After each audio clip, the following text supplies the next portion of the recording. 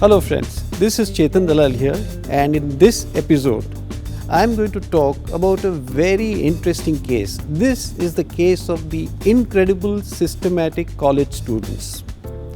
And let me start this case with a wonderful phenomenon from astronomy. I am sure all of you know that when you look up into the sky, you see a lot of stars in the sky. Now what is happening is actually the light from those stars is coming all the way and hitting us in our eyes, and that is why we see the stars in the sky. But you know friends, light travels at a fantastic speed of 1,86,000 miles per second. So you can imagine how far these stars are. And actually there is a very funny conclusion that we can reach from the stars that you see. The distance between the stars and Earth is so huge that in spite of such great speed at which light travels, the distances between those stars and Earth is so huge that there are two possibilities. The stars could be so far away that by the time the light which has left the stars and hit the naked eye on the Earth, it is possible that the star has actually died, has outlived its life. And therefore, though you may see that there is a star in the sky, actually it may not be existent. Of course, if the stars are close to the Earth, the light which comes from them and strikes our eye, you do see the star, and the star actually exists. So what does this phenomenon tell us? That though we see a star in the sky, it could be an optical illusion. It may or may not exist.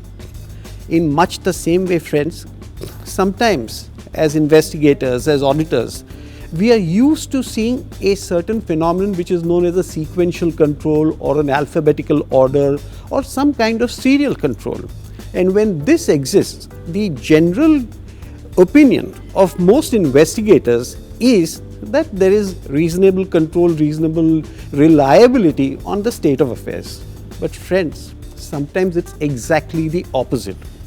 What you actually have sometimes is that if there is a serial continuity, if there is some kind of systematic evaluation of the data, it could actually mean, yes friends, you are right, it could actually mean that there is some kind of abuse.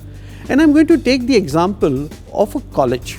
A college is a place where I'm sure all of you agree that it's a noble place where people come for education. Students come from far and wide to get educated. Now, in a place like that, also there can be fraud, and this was one of the most serious frauds that we've ever seen. So let me tell you what happened. There was a very nice college, a very well-known and a popular college with more than 2,000 students in that college.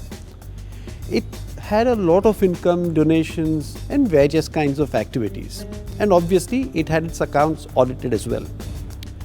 What happened was, in 1 year the auditor died and a new auditor came in, and he noticed something which was very strange. And friends, before I explain to you what was the strange thing that he noticed, let me give you a little background about how the revenues of a college are collected. As you know, a college has got revenue from students' fees, donations, grants, and on the other side it has got expenses by way of teachers' remunerations, administrative expenses, electricity and so on. But in addition to these collections, a college also gets deposits.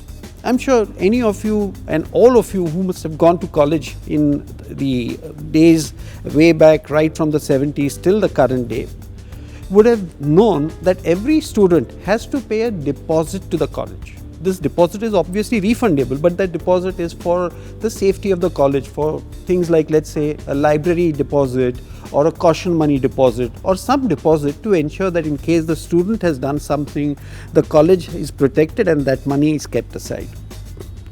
Now, this money is not that of the college because it has to be refunded to the student. But when does the student get the refund? Yes, after he graduates or after he completes his stint in the college, which is usually 3-4 years after he has initially given the deposit. So the college collects a huge amount of these deposits from all the various students each year, which is not the money of the college, which is the money which belongs to the student. But tell me, how many students really come and collect the deposits? a random few, maybe less than 10%, but a whole lot of these deposit monies are received and kept at the college.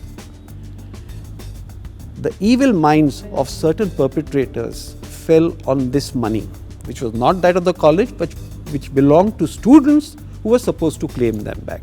Let me also explain how these students could get back this money.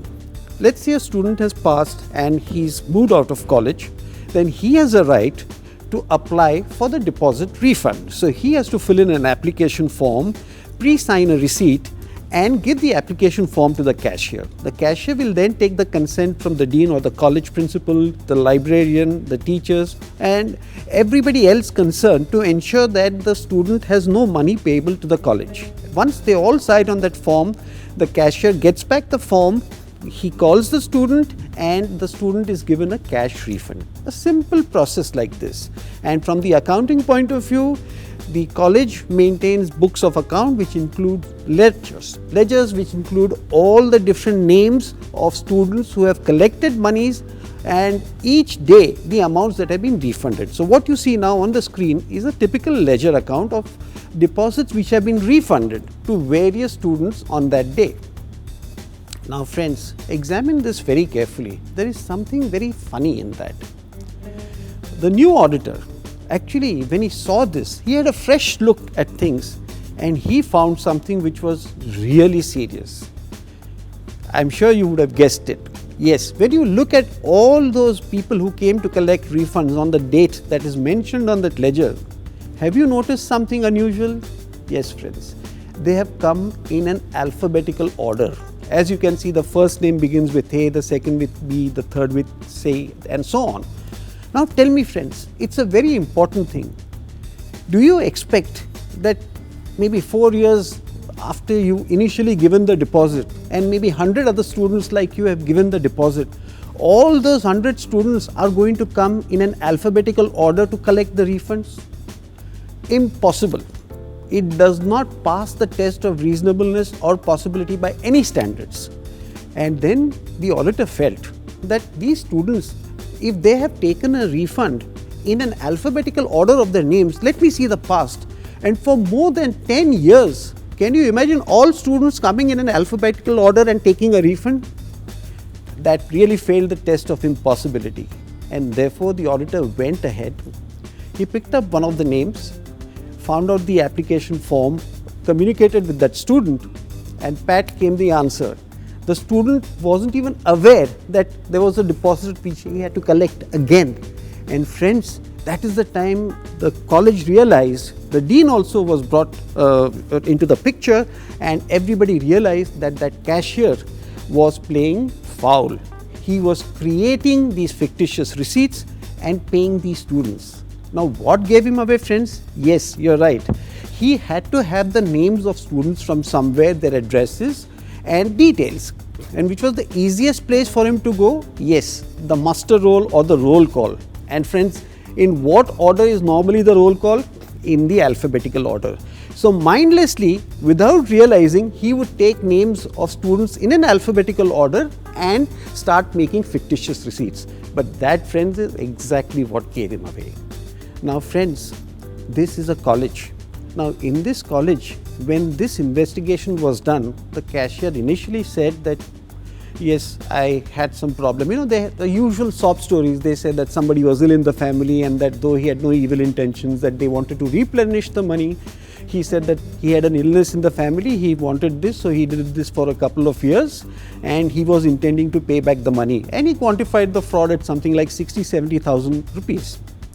But this time the principal, the various faculty members, they realized that there was much more to it than this. So the forensic auditor was brought in, and you know friends, a complete detailed investigation was done, and there was actually a buffet of frauds. You know, in how many different ways the cashier, along with one or two of the senior teachers or the faculty members, were involved in fraud in a big way.